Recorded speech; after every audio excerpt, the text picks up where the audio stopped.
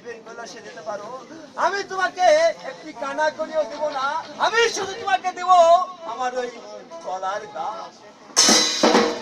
ভগবান, এখন আমি কি করবো আর কোথায় যাব? ওই সামনে দেখছি যে গান, ওই গানে দেখতেছি নগর ভাঙ্গে, আমার এই মরা স্বামী নিয়ে আমি শিবের কৈলাসে যাব।